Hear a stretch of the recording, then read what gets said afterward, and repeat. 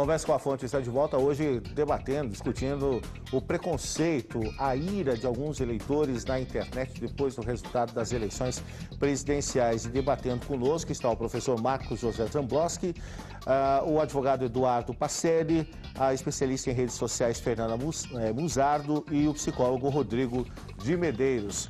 Nós recebemos mensagens pela internet, já que nós estamos falando de rede social, pelo Twitter, chegou a seguinte colocação do Clécio de Souza. A influência das redes sociais limitaram-se a equívocos, perfis fakes, promovendo mentiras e publicidade disfarçada de prêmio. O Rodrigo Pinto diz o seguinte: as pessoas que compartilharem imagens ou mensagens de cunho separatista nas redes sociais serão punidas de alguma forma? Queria que vocês, antes da gente responder a pergunta do bloco anterior, tentassem responder os nossos telespectadores. Então vamos lá. Bom, a respeito dessa questão, isso fere a Constituição. Né? A questão separatista? É a questão separatista. Isso fere a nossa Constituição e é uma manifestação ideológica, digamos assim, que seria proibida. Mas, claro, voltando ao assunto, né, do jeito que foram as eleições, o país praticamente se dividiu em dois, né? Digamos, nós, aqui para baixo, o pessoal do Nordeste... O sul rico e o norte Nordeste pobre. Os pobres contra os ricos, digamos assim, né? Mas, sem dúvida nenhuma, isso aí esse tipo de manifestação não deveria acontecer, né? E pode ser punido. Sim, pode ser punido. Isso aí fere a nossa Constituição. Mas existem situações em que se fala muito em que a questão separatista, enquanto ideário, é permitido. Eu posso me manifestar. O que eu não posso é agir. Exatamente. Como é que fica? Exatamente. Não é conflituoso isso? Isso? Um conflito que há aí. É um conflito. Mas esse tipo de manifestação não é legítimo. Não é legítimo. A questão de separatismo do país não é legítimo. Até porque a Constituição é bem clara, né? Nós somos uma unidade federativa. Exatamente, unidade federativa. Então, a partir do momento que se alguém publicar alguma coisa nas redes, desejando ou explicitando a vontade de separar o país, ela está cometendo um crime. Ela está concorrendo E até onde vai a questão de eu estou expondo o meu pensamento ideológico, que também é garantido na Constituição. Então, inclusive, o direito internacional também prevê isso. Exatamente. Né? É o que a gente faz. É o que a gente volta a conversar. É um conflito que existe aí. E isso é resolvido pelo judiciário. É um juiz togado que resolve uma questão dessa daí. Porque há um conflito nisso daí. E aí, em relação aí à influência das redes sociais, que limitaram-se, segundo o Clécio, a equívocos, perfis fakes, promovendo mentiras e publicidade disfarçada de prêmio. Como a gente já havia comentado aqui, esperava-se muito mais por parte dos candidatos e suas equipes em realizar um debate pleno de projetos, de ideias, mas preferiram fazer santinho virtual. E aí começaram realmente a criar questões ilusórias, mentiras.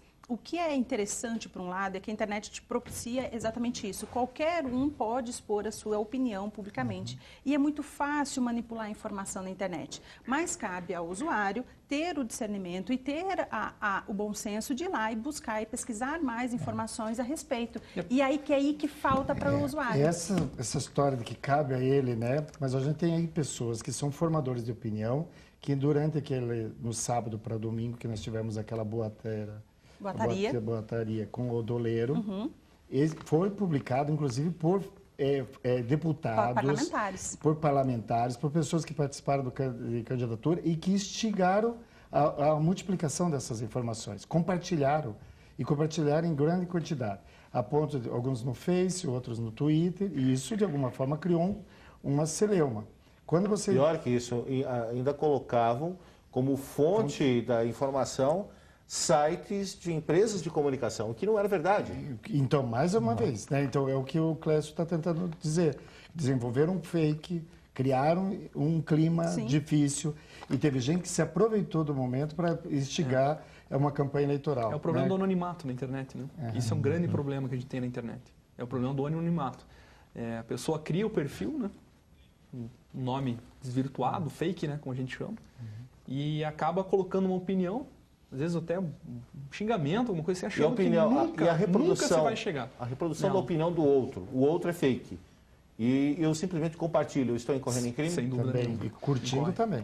A partir do momento que você expõe ali, que você defende a tua opinião, que você defende o seu pensamento, que você compartilha a imagem de alguém, que você faz, é você assumindo publicamente aquilo lá. Então, isso pode ser, Sem como dúvida. já acontece. Né? Existe uma organização, se não me engano, é a Safernet, que é uma ONG responsável realmente Recebendo por denúncias. receber denúncias para a questão toda da internet, né, da toda a parte legal. Tem a Delegacia também de Cybercrimes, que também teve ali um aumento significativo nesse período eleitoral, que o usuário, quando ele se sente lesado, quando ele se sente agredido, como vítima da situação, ele entra em contato com essas entidades e daí tem a questão legal e efetiva para defender o usuário. Mas a partir do momento que é bom alertar que se chega no usuário. Isso é bom que fique bem claro para as pessoas, que muitas vezes as pessoas acham, não, eu estou num computador, aqui em casa ninguém chega. A parte boa Chega. da internet é justamente isso. Ela deixa rastro, ela deixa o histórico. Eu consigo pegar exatamente a pessoa, aonde que ela estava, em qual computador eu deletei que ela minha usou. mensagem. Não, meu queridão, já foi. Já foi. Esquece essa história, porque não é bem assim. Ainda mais, Ficam rastros. ainda mais na internet, ainda mais nas redes sociais, onde você não é o dono da plataforma. As pessoas também esquecem isso. O Facebook é legal, o Twitter também, mas ele tem um dono. É uma empresa privada, é de graça, mas é uma empresa privada. E ela tem ali o registro de todas as informações, também. de todas as questões, e ainda com o Marco Civil ainda tem ainda mais essa questão que obriga essas empresas realmente a manter o registro. Então, essa história de Você apaga do teu perfil, mas lá no banco de dados está lá. Jamais. Acho Vai que ser conseguir... aí dá até para retomar nesse ponto a pergunta do bloco anterior. Quando a gente confronta, né, um Brasil que boa parte das pessoas via como se, eu não lembro o termo que você usou, mas livre de preconceitos, né, multirracial. E aí, no momento que que se cria uma plataforma que permite um mínimo que eu posso ficar um pouquinho escondido, na minha opinião, me sinto protegido, na minha opinião, o que a gente vê são justamente essas manifestações discriminatórias. Mas daí é uma válvula de escape da pessoa, de querer expor aquilo que ela pensa e se sentia presa e não poderia fazer isso? Torna-se público algo que, na minha opinião, é basal na sociedade brasileira. Hoje, a gente... Eu consigo entender quando alguém diz que nós não somos, por exemplo, um país racista. Porque ele, normalmente, quando se diz isso, se está comparando com alguns lugares onde essa manifestação do racismo foi como o apartheid na África do Sul, nos Estados Unidos, que a gente sabe que tem aquela segregação. Só que aqui o racismo ele tem um tipo de manifestação. Né? E ele era velado? Extremamente velado. Velado até certo ponto também, porque o Brasil é um país extremamente desigual. Né? E hoje, se vocês conversaram sobre a população penitenciária, né? Sobre as penitenciárias, se você entra numa penitenciária hoje, você tem uma maioria massacrante de negros. Eu sou funcionário da prefeitura, da Fundação de Ação Social. Se você vai no acolhimento institucional de crianças e adolescentes, mesmo aqui em Curitiba, você tem uma maioria esmagadora de negros. Mas o que me assusta, doutor Rodrigo, ficou evidenciado formas e formas e formas de preconceito que não tem relação apenas com a questão racial. E deixa, sim, inclusive, mas tem a questão social, financeira e cultural. E o que me chamou muita atenção até nessa questão foi que, por exemplo, a nossa presidente, pelo que eu apurei ali, ela perdeu no estado de Minas Gerais e no Rio de Janeiro. Mas eu não vi absolutamente nada no meu ela filho. Ganhou, né? Ela ganhou. Exatamente. Eu não vi. Exatamente, ela ganhou. Eu não vi nada relacionado a cariocas e mineiros. É isso que eu achei mais engraçado. Né? Parece que bombardearam o Nordeste. Do Rio Grande do Norte que propôs que Minas Gerais fosse feito um lago.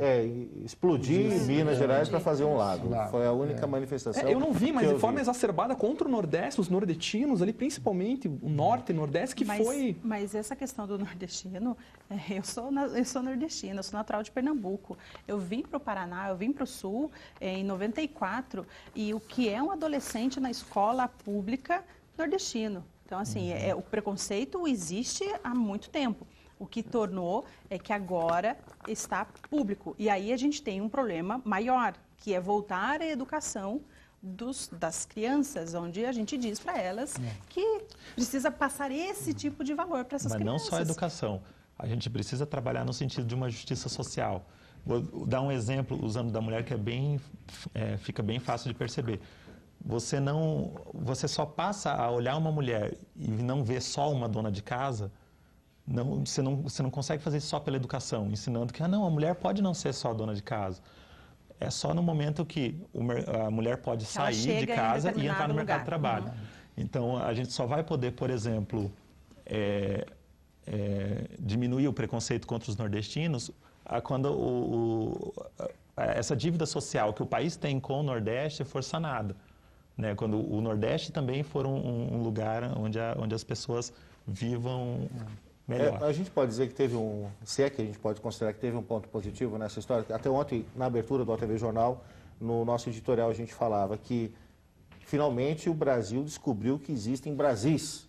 Brasil que come, o Brasil que não come, o Brasil que é educado, que não é educado, o Brasil que tem dinheiro, que não tem dinheiro. Quer dizer, nós descobrimos que existem outros Brasis que não aquele que a gente costuma ver de uma forma geral. Descobrindo talvez de uma forma muito de ruptura e quase que uma guerra de ideologias e de preconceitos, de formas de xenofobia que atrapalha.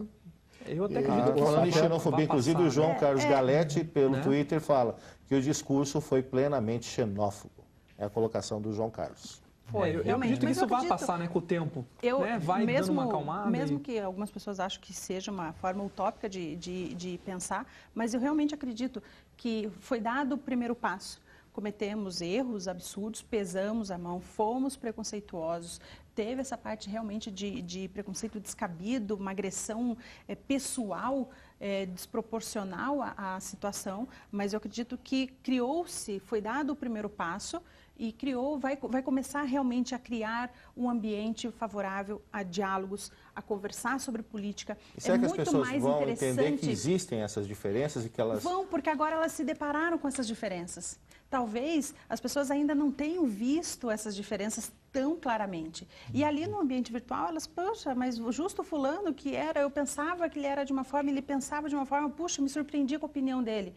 Então, e é uma pessoa que eu vou continuar convivendo, eu não vou conseguir exterminar essa pessoa, não é assim que vai funcionar. Então, a pessoa vai aprender a conviver também com isso. E aí criou ali no ambiente virtual um ambiente possível de conversar. Desta vez não foi.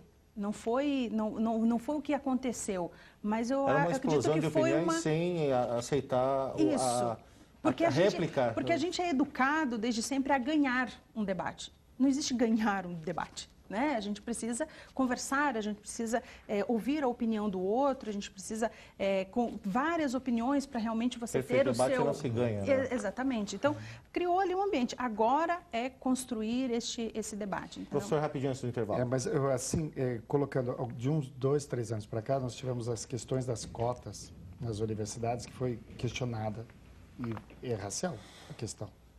Depois nós tivemos o problema do ProUni, que envolve jovens que estudam em escolas privadas, financiado pelo Estado.